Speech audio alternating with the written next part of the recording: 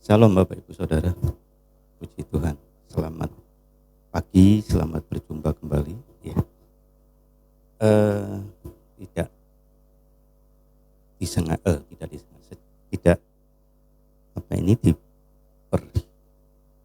diperhitungkan Bapak Ibu Saudara, kita bisa kembali bertemu di tempat ini. Ya, puji Tuhan.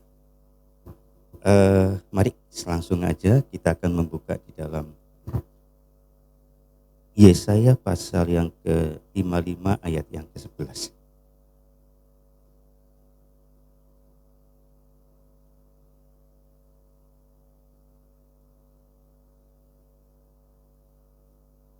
Mari kita akan perhatikan tentang ayat ini.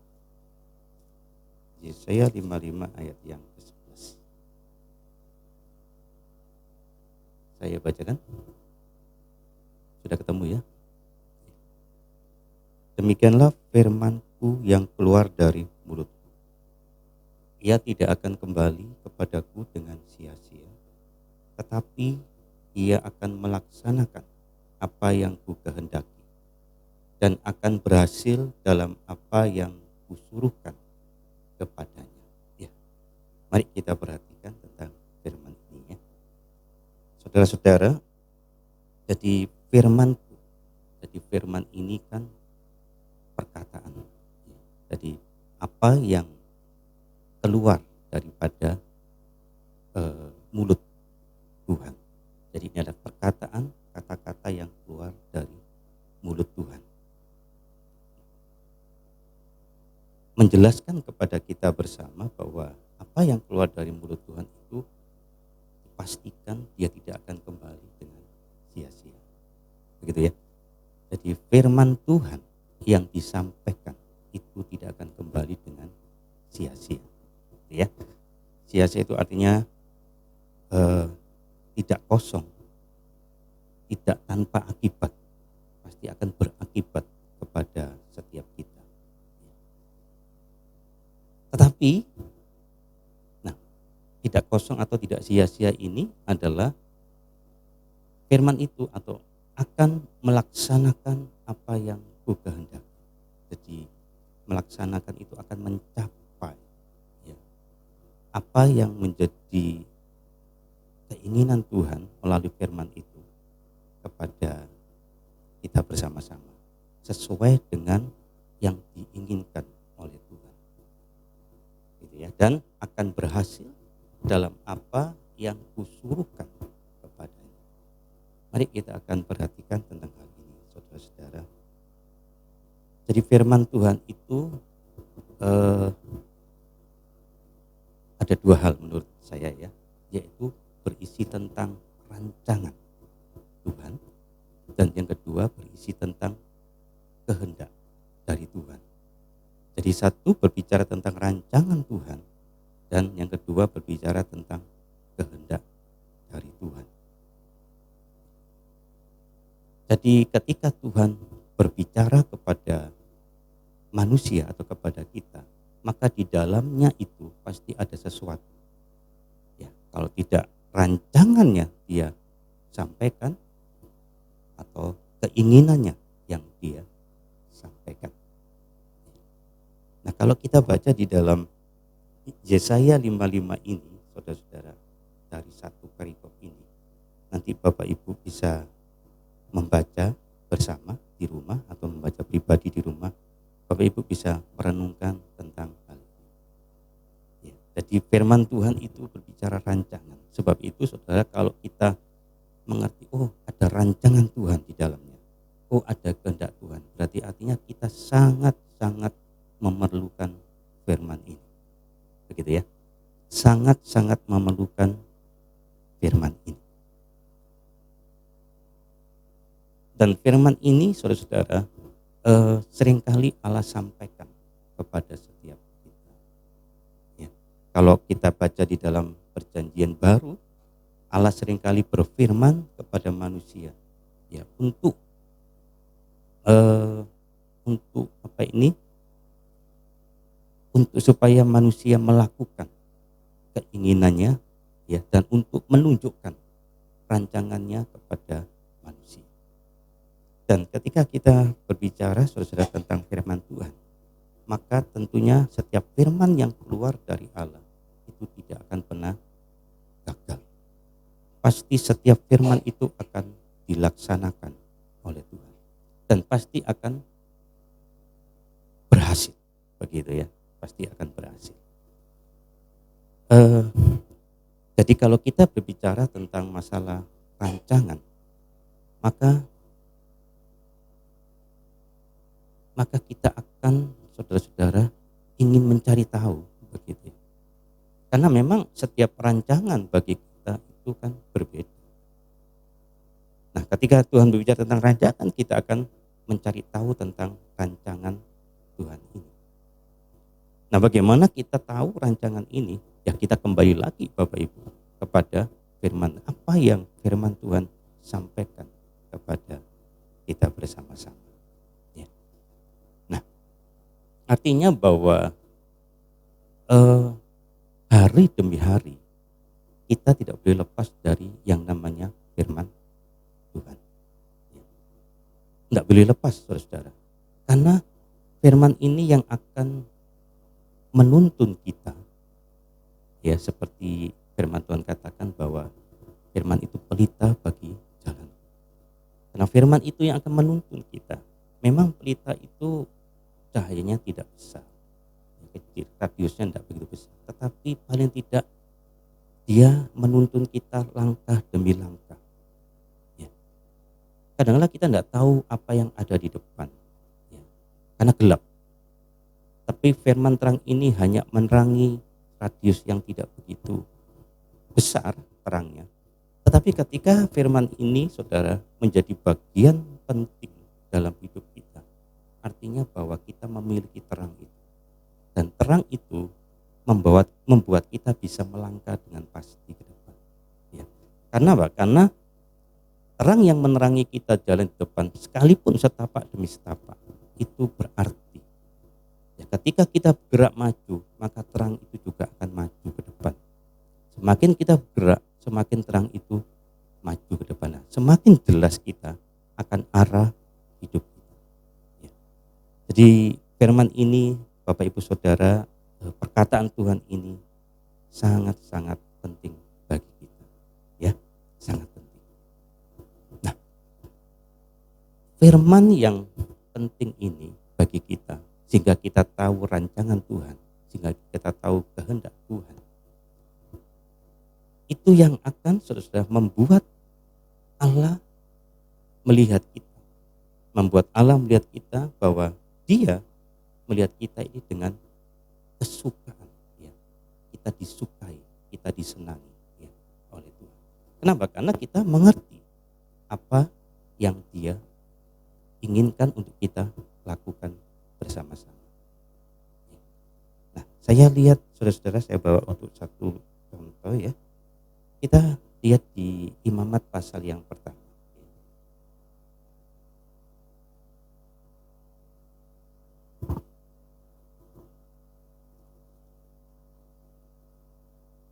Imamat pasal yang pertama, ayat yang pertama.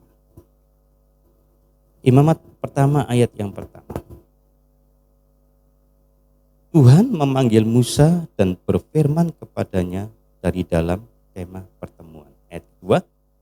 Berbicaralah kepada orang Israel dan katakan kepada mereka, apabila seseorang di antaramu hendak mempersembahkan persembahan kepada Tuhan, haruslah persembahanmu yang kamu persembahkan itu dari ternak, yakni dari lembu sapi atau dari kambing domba. Jadi begini, Allah itu memanggil Musa, ya, memanggil Musa. Untuk apa sih Allah memanggil Musa? Untuk saudara memberitahu apa yang menjadi rancangan dan kehendak Tuhan, ya, bagi orang Israel. Sebab itu ketika Musa dipanggil masuk di dalam kemah pertemuan ini adalah tabernakel. Masuk di dalamnya. Nah, disitulah Tuhan mulai berbicara banyak kepada Musa. Nah, apa yang dibicarakan oleh Tuhan itu adalah firman, perkataan daripada Tuhan. Nah, ketika Musa ini mendapat firman ini, maka Musa keluar, ya, menghadapi orang Israel. Nah, ketika Musa keluar, maka Musa menyampaikan apa yang didapat itu dari Tuhan, ya, disampaikan kepada orang-orang Israel. Itu firman yang dari Tuhan, ya, firman yang dari Tuhan itu disampaikan, dan firman yang disampaikan itu adalah firman yang memang dari Tuhan, tidak dikurangi oleh Musa dan tidak ditambah oleh Musa, lengkap, penuh full, ya. Jadi disampaikan kepada orang Israel. Nah, ketika orang Israel mendengar firman ini, ya, tentunya kalau kita baca tentang imamat ini adalah tentang, saudara-saudara, Allah itu memberitahu kepada orang Israel, kalau engkau ingin datang kepadaku mendekat, maka engkau akan harus memberikan korban. Jadi Allah itu supaya orang Israel tahu apa yang menyenangkan dia, maka dia memberitahu, ini loh yang aku senangin, begitu ya. Kenapa Bapak Ibu? Kalau tanpa Allah itu berfirman, memberitahukan kepada kita, sampai kapanpun kita mencarinya untuk menyenangkan Tuhan, tidak bisa, tidak mungkin, ya, tidak mungkin. Jadi firman ini disampaikan kepada orang Israel supaya orang Israel itu mengerti apa yang harus diperbuat, begitu ya. Nah, ketika itu disampaikan oleh Musa kepada orang Israel, maka orang Israel mengerti, oh ternyata kalau aku ingin mendekat kepada Tuhan, masuk di dalam kemah tabernakel itu, oh ini yang aku harus lakukan. Nah, saudara tahu ya, ketika Musa ini menyampaikan tentang firman itu, dia menyampaikan tentang rinci, tentang perincian yang begitu detail. Ini loh yang disukai, kalau ternak ini, kalau persembahan ini, dan macam-macam. Nah, itu yang harus dilakukan tanpa mengubah sedikit pun. Ya itu memang yang disukai dan disenangi oleh Tuhan. Maka Musa itu menyampaikan kepada orang. Nah, ketika orang Israel melakukan apa yang diperintahkan melalui Musa itu, kan Israel kan tidak ngerti bahwa Musa ini ngomong sama siapa, tidak ngerti. Tetapi apa yang disampaikan kepada Musa, dan orang Israel mempercayai bahwa perkataan Musa itu adalah perkataan Tuhan yang ditanam dalam mulut bibirnya Musa, maka orang Israel itu melakukannya. Nah, ketika dia melakukan hal itu di ayat yang ke berapa ini, sebentar ya.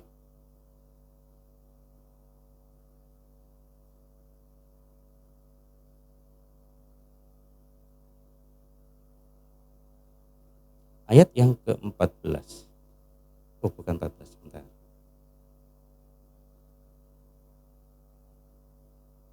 Saya baca ayat yang keempat dahulu ya.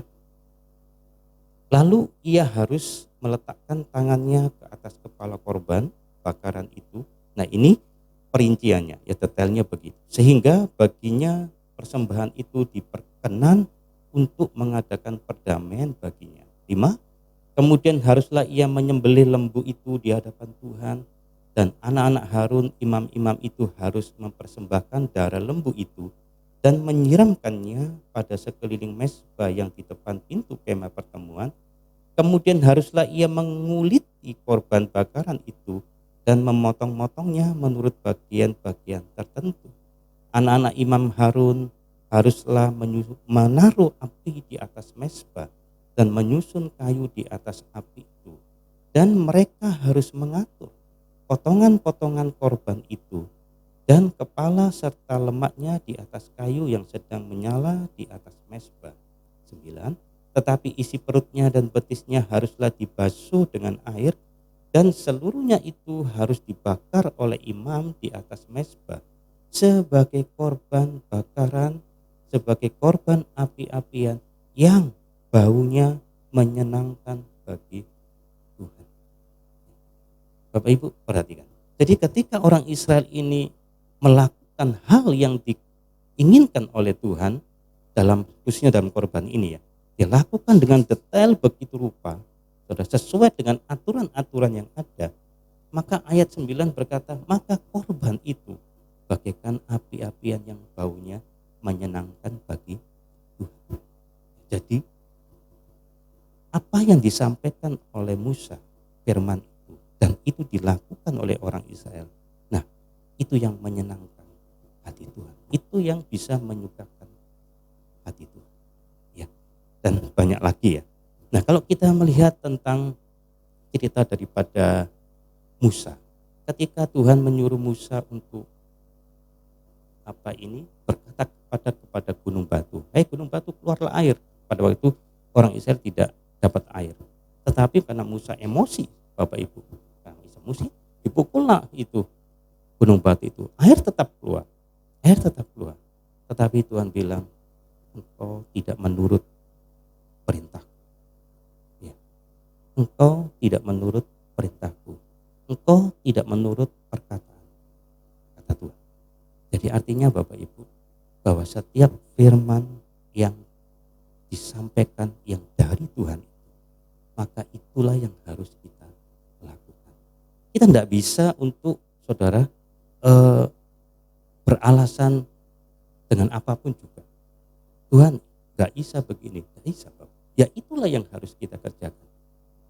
Musa aja, saudara, pikiran Musa karena saking jengkelnya, Musa bisa, Tuhan aku ini marah. Ya. Karena aku ini tertekan. Ya, mungkin bisa berkata begitu, kan aku marah, aku tertekan, maka aku tidak melakukan seperti yang firman Tuhan katakan. Tetapi tetap bahwa Tuhan berkata, kamu bersalah, ya kamu tidak berkenan kepada. Nah, ini saudara-saudara yang perlu kita perhatikan. Coba kita baca lagi tentang satu ya lagi dalam 1 Samuel 15. Coba ya.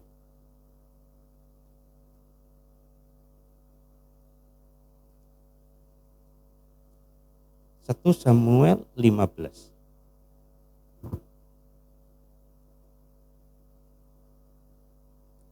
Tentang Saul ditolak menjadi raja.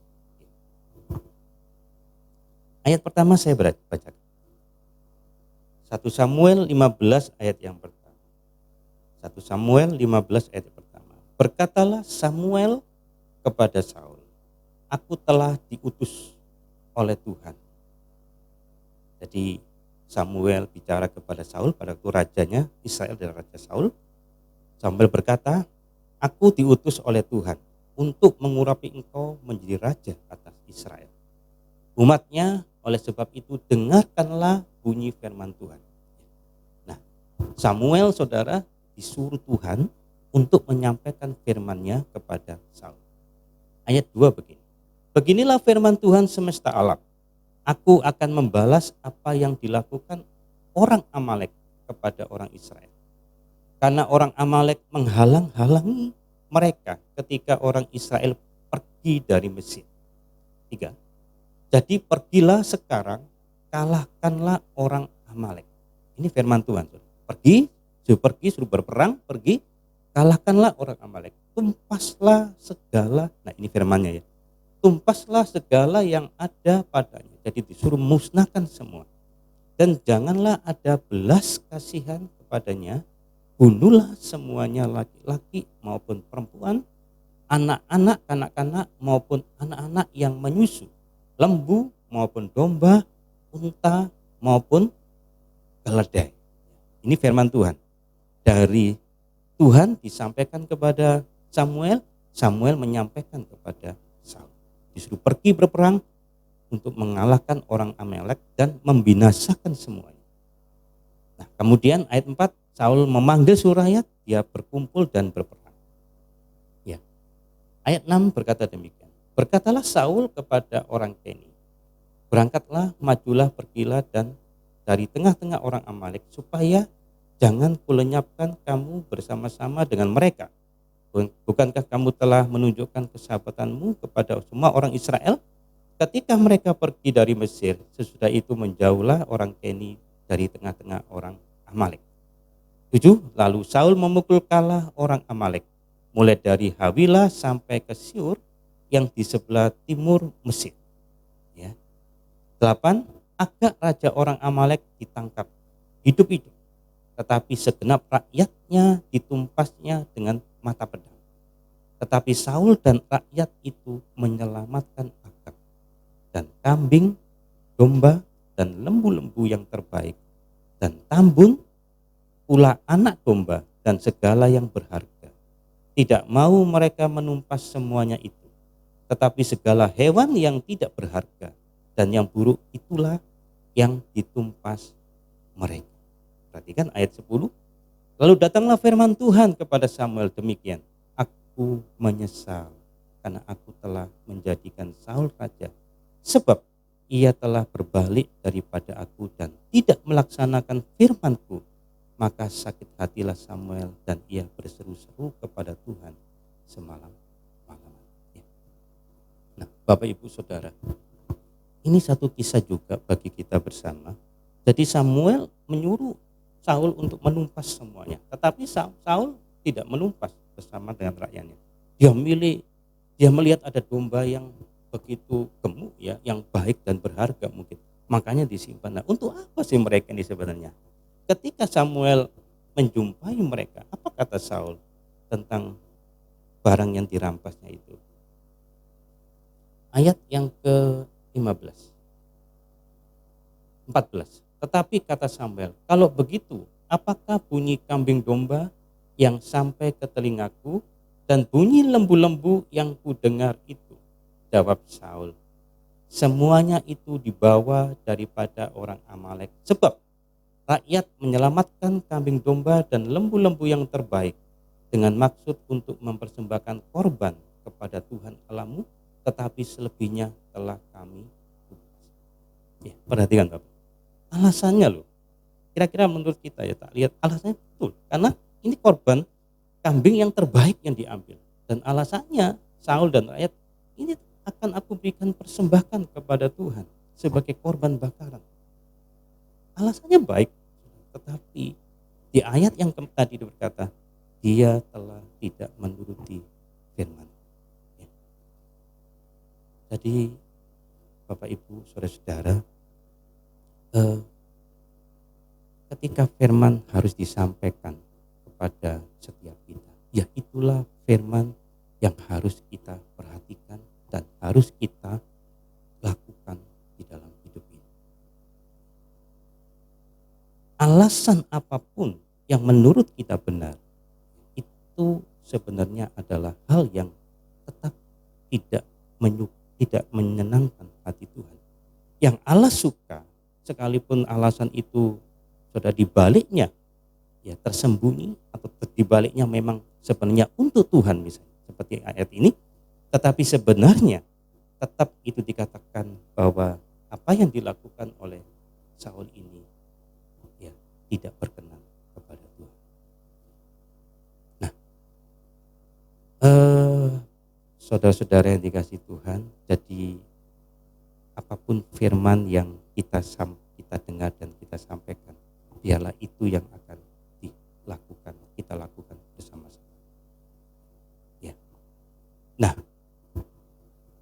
firman Tuhan adalah firman yang datang daripada Tuhan. Karena dibalik semuanya itu, ketika Tuhan menginginkan kita melakukan sesuatu, maka dibalik itu semuanya ada sesuatu rancangan yang Tuhan ingin untuk buat kita bersama-sama. Atau apa yang itu menjadi kehendak dari Allah. Jadi ketika kita tahu dan kita melakukan itu, jadi artinya bahwa kita sedang menyenangkan hati Tuhan. Ya, kita sedang menyenangkan hati Tuhan. Nah, yang menjadi koreksi bagi setiap kita adalah, saudara, apakah firman yang kita dengar, ya, bagi kami, koreksi bagi kami, ya, hamba-hamba Tuhan, apakah firman yang disampaikan adalah firman dari Tuhan? Kadangkala, saudara, firman yang keluar daripada kita ini bukan dari Tuhan, tetapi dari pribadi kita. mungkin bisa seperti itu. Jadi Tuhan tidak berbicara kepada kita, tapi kita menyampaikan firman itu kepada orang lain. Yang sangat membuat kita aman ya, di dalam mengikut Tuhan adalah ketika kita berada di dalam satu persekutuan, dalam satu penggembalaan. Ya. Nah, disitulah menurut saya kita akan aman, ya, akan aman dari segala sesuatu. Firman yang disampaikan kepada setiap kita,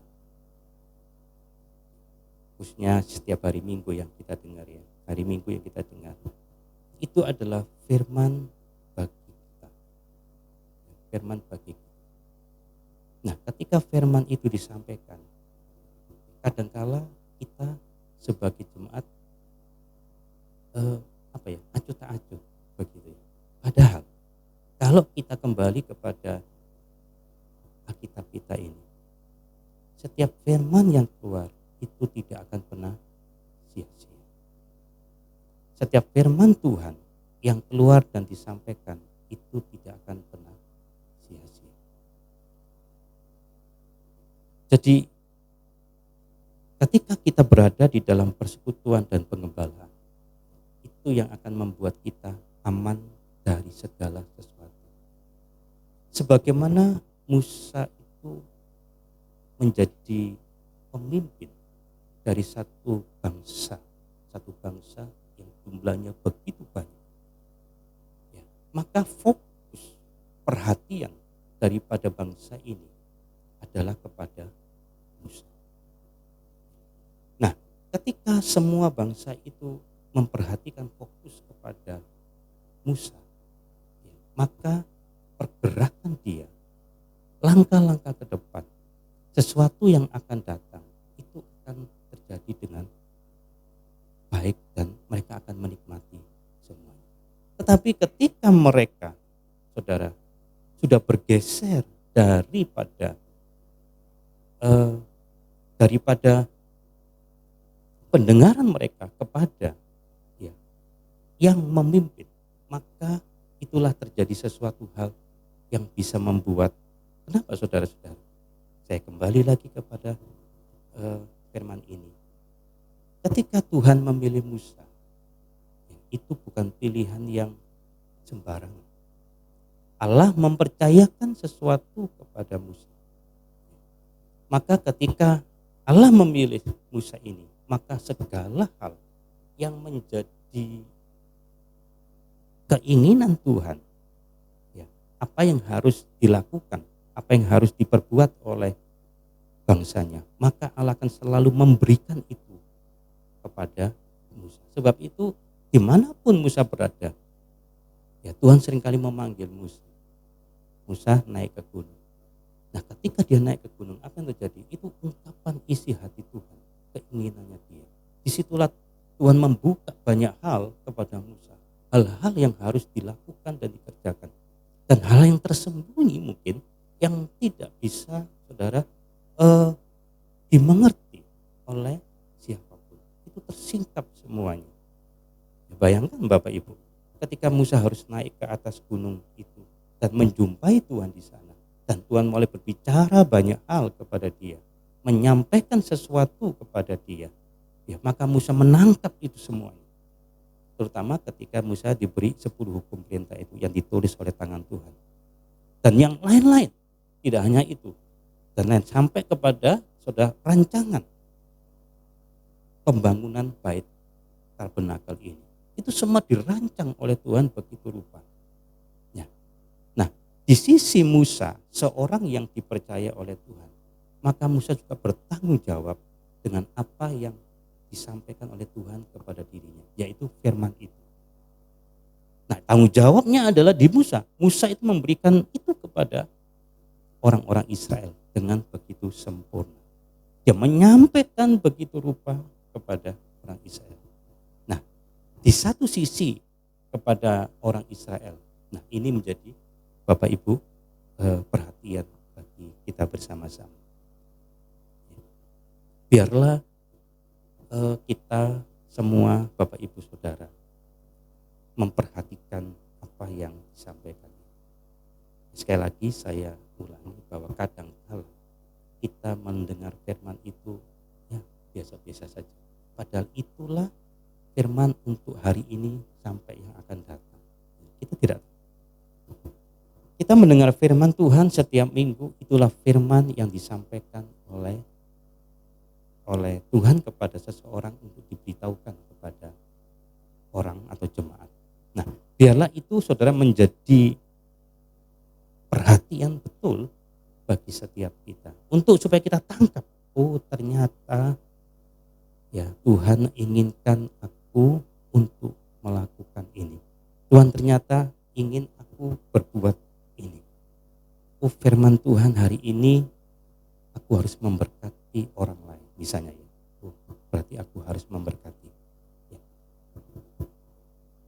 Dan ketika kita berada di dalam persekutuan itu, maka saudara-saudara, firman yang disampaikan itu adalah firman yang seringkali berkesinambungan. Ya, karena itu keinginan hati Tuhan. Kenapa saudara-saudara? Karena setiap gereja tentunya dia punya sesuatu yang berbeda antara satu gereja dengan gereja yang lain. Nah, sebab itu Allah itu ingin supaya di mana engkau hidup dalam persekutuan, ya disitulah engkau hidup di dalam persekutuan. Bertumbuhlah di situ, terimalah firman Tuhan di situ, dan bertumbuhlah di situ. Ya, jangan saudara-saudara banyak hal pergi kemana-mana. Ya, karena apa? Karena firman itu yang ada di tempatmu itu yang akan menggemukkan engkau, yang akan memberikan makanan yang begitu sehat ya, bagi hidup kita. Dan rancangan Tuhan itu semakin nyata dan semakin nyata, dan kehendak Tuhan supaya kita melakukannya dan supaya hidup kita bisa menyukakan Tuhan itu semakin kelihatan, saudara. Karena kita berjalan searah, berjalan dalam satu jalan, ya. Dalam terang itu kita berjalan terus di depan. Ya. Nah, dan apa ini? Ketika firman ini kita pegang dan kita lakukan, maka firman Tuhan dikatakan bahwa firman yang keluar tidak akan pernah sia-sia, akan berakibat, membentuk berakibat, ya, membuat saudara membuat sesuatu hal yang besar terjadi. Ya, kita kembali kepada Yesaya tadi. Yesaya pasal 55.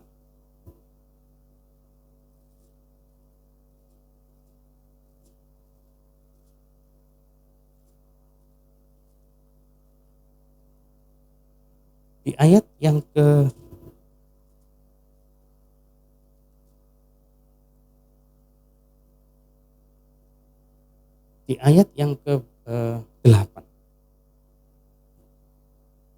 Firman ini berbunyi begini, sebab rancanganku bukanlah rancanganmu, jalanmu bukanlah jalanku. Demikianlah firman Tuhan. Ayat ini seringkali kita dengar bahwa rancangan Tuhan bukanlah rancangan kita, jalan Tuhan bukanlah jalan kita. Demikianlah firman Tuhan. Jadi ketika firman Tuhan itu disampaikan, itulah rancangannya Dia, ya, bagi kita bersama-sama. Itulah saudara rancangan Tuhan, dan disitulah kita akan berjalan. Kan itulah jalannya Tuhan bagi setiap kita. Rancangan Tuhan sudah tersampaikan, dan disitulah jalannya bagi kita untuk berjalan. Ya, disitulah. Ayat 9, seperti tingginya langit dari bumi, demikianlah tingginya jalanku dari jalanmu, dan rancanganku dari rancanganmu. Kadangkala saudara, kita ini kan seringkali merencanakan sesuatu. Enggak apa-apa merencanakan sesuatu. Biarlah rancangan yang kita rencanakan ini adalah rancangannya Tuhan juga. Sehingga ketika kita merencanakan atau merancangkan ini, maka kita akan mendapat itu. Karena itu adalah rancangan Tuhan juga. Nah, di ayat yang ke-6 berkata demikian. Carilah Tuhan selama ia berkenan ditemui. Berserulah kepadanya selama ia dekat. 7. Baiklah orang fasik meninggalkan jalannya dan orang jahat meninggalkan rancangannya. Baiklah ia kembali kepada Tuhan, maka dia akan mengasihaninya. Dan kepada Allah kita, sebab ia memberi pengampunan dengan limpahnya. Jadi, ketika kita ingin firman itu menjadi bagian dalam hidup kita dan rancangan Tuhan itu menjadi bagian dalam hidup kita dan kita mengerti tentang kehendak Tuhan, maka saudara, ayat yang ke-7 ini ya, untuk bagi jemaat, bagi kita bersama-sama, kalau kita salah ya kita harus kembali dahulu kepada Tuhan. Nah, kemudian kita akan mencari Tuhan selama ia berkenan ditemui. Tidak ada waktu di mana Tuhan di mana Tuhan tidak ingin ditemui. Setiap waktu Tuhan ingin ditemui. Terlebih ya ketika kita harus dalam persekutuan ibadah seperti ini. Sebab itu Bapak Ibu Saudara, berusahalah kepada kita bersama-sama. Jangan pernah tidak beribadah ya. Kecuali ada sesuatu hal yang sangat tidak bisa kita hindarkan. Beribadahlah di situ, saudara-saudara. Datanglah di situ, karena nanti disitulah engkau akan terbuka dengan apa yang Tuhan akan kerjakan di dalam hidupmu. Jadi sekali lagi ya, firman Tuhan itu disampaikan. Nah, pujian itu juga adalah firman Tuhan. Karena di dalam pujian itu adalah firman Tuhan. Karena pujian itu juga, saudara, membuat kita tahu juga ketika pemimpin pujian memimpin pujian, perkataan pujian itu adalah perkataan firman juga. Nah, kadang-kala firman itu juga bekerja, bukan kadang-kala ya, seringkali dia bekerja kepada setiap kita. Nah, kemudian saudara, ketika firman Tuhan disampaikan terlebih-lebih, maka kita akan mengerti ya, apa itu kehendak Tuhan yang harus kita perbuat. Karena tanpa kita mengerti, maka saudara, kita akan buta. Perjuangan kita ke depan ya, itu butuh terang yang akan menerangi kita. Tanpa kita sesuatu yang menerangi kita, maka perjuangan kita ini perjuangan seperti orang memukul tanpa arah. Tetapi ketika perjuangan ini terang bagi kita jelas untuk melakukan. Nah, inilah saudara-saudara, firman Tuhan itu berperan di tengah-tengahnya itu bagi setiap kita. Sampai kepada akhir zaman ini. Nah, nasihat firman Tuhan, beribadahlah dengan setia kepada Tuhan. Kalau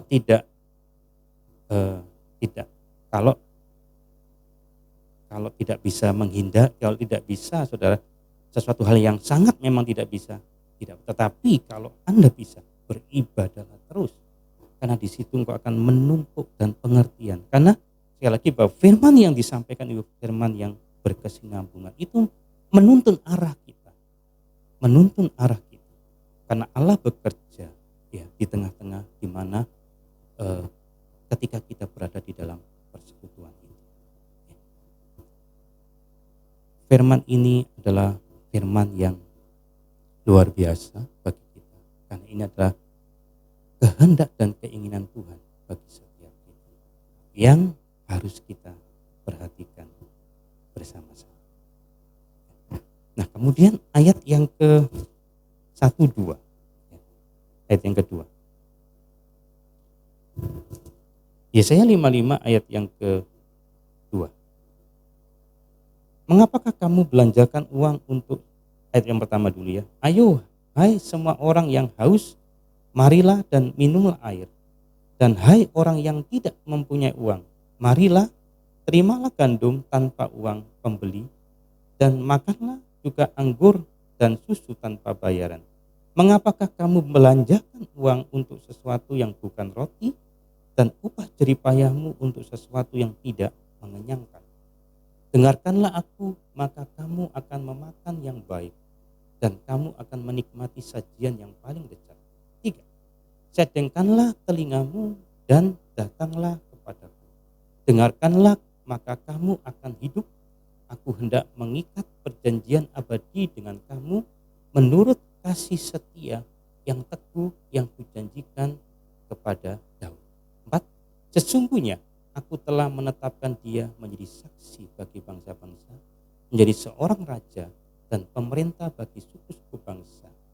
5. Sesungguhnya engkau akan memanggil bangsa yang tidak kau kenal, dan bangsa yang tidak mengenal engkau akan berlari kepadamu oleh karena Tuhan Allahmu dan karena yang Maha Kudus Allah Israel yang mengagungkan engkau.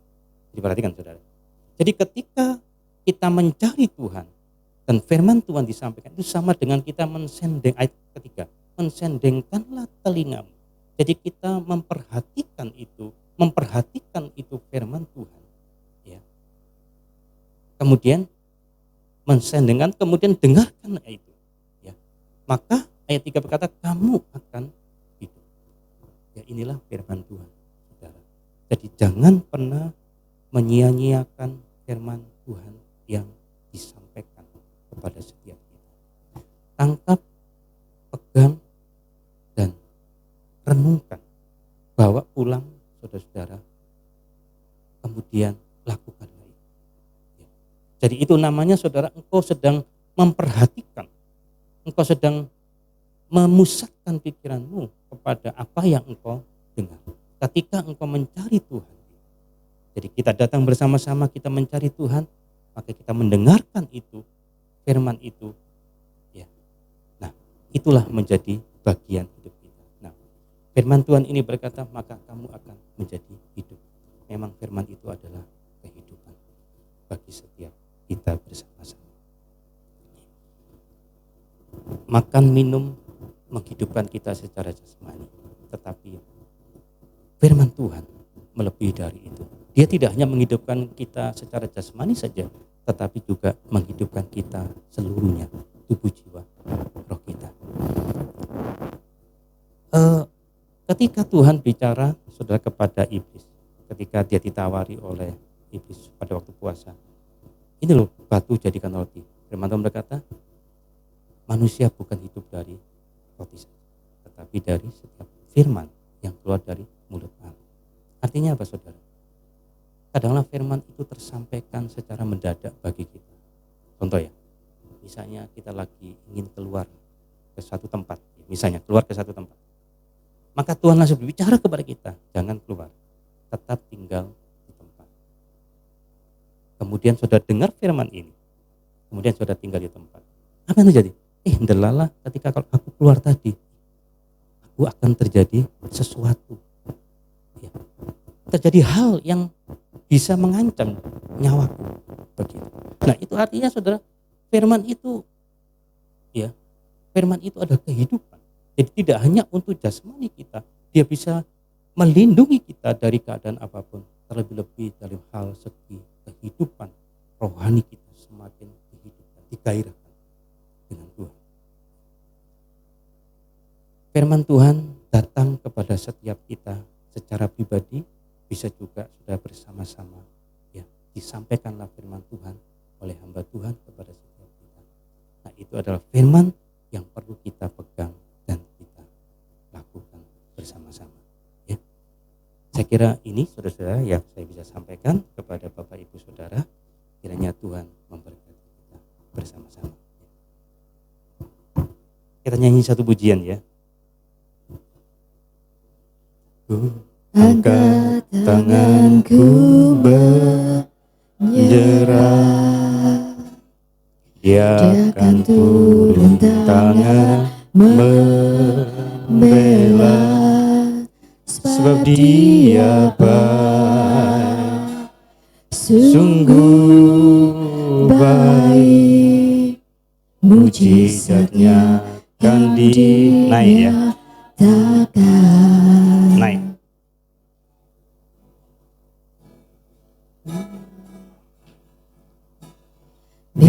Bila ku angkat tanganku menyerah, Dia akan turun tangan membela. Sebab Dia baik, sebab Dia baik, sungguh baik.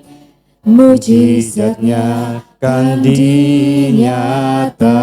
ku angkat tanganku, Ku angkat tanganku menyerahkan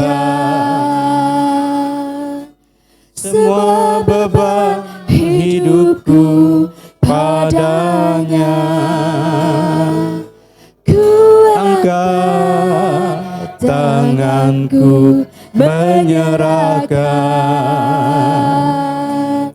Ku tahu pasti Dia buka jalan. ku angkat tanganku, Ku angkat tanganku menyerahkan semua beban hidupku padanya.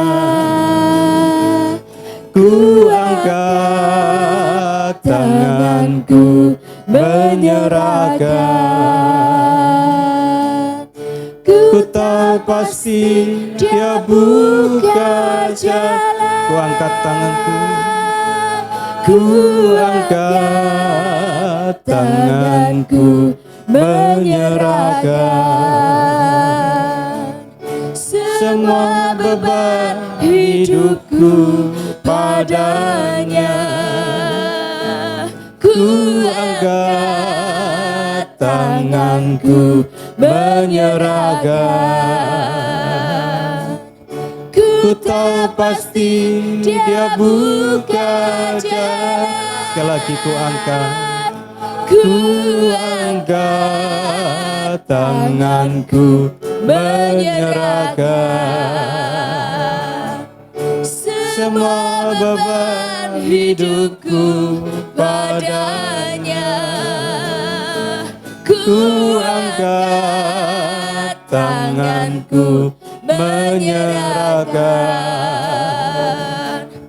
Ku tahu pasti Dia buka jalan. sekali lagi ku angkat, Ku angkat tanganku menyerahkan semua beban hidupku padanya. Ku angkat tanganku menyerahkan. Ku tahu pasti Dia buka jalan. ku tahu pasti Dia buka jalan, Ku tahu pasti Dia buka jalan. Ku tahu pasti Dia buka jalan. Terima kasih Bapa di surga, kami sangat bersyukur punya Allah seperti Engkau di dalam nama Yesus Tuhan. Terima kasih buat firman Tuhan yang kami boleh dengar. Sederhana tetapi biar roh Allah yang akan bekerja di tengah-tengah kami masing-masing. Karena firman ini adalah firman yang hidup bagi kami. Menuntun kami Tuhan sampai kami menuju kepada rancangan Tuhan yang sempurna bagi kami. Nanti ke depan tidak hanya di muka bumi ini, sampai nanti yang akan datang di kerajaan Allah, kerajaan surga, di mana kami harus tinggal di sana bersama dengan Tuhan. Terima kasih, beri kami mengerti, beri kami Tuhan kepekaan, dengar-dengaran akan firman Tuhan dalam hidup kami. Biar nama Tuhan dipermuliakan dalam hidup kami. Hari demi hari kami boleh menyenangkan hati Tuhan. Melalui firman yang kami dengar dan kami boleh mengerti bersama-sama. Itu yang akan kami Tuhan lakukan dan biarlah itu akan menyukakan hati Tuhan. Terima kasih, kami mengucap syukur di dalam nama Yesus. Haleluya. Amin. Tuhan silakan.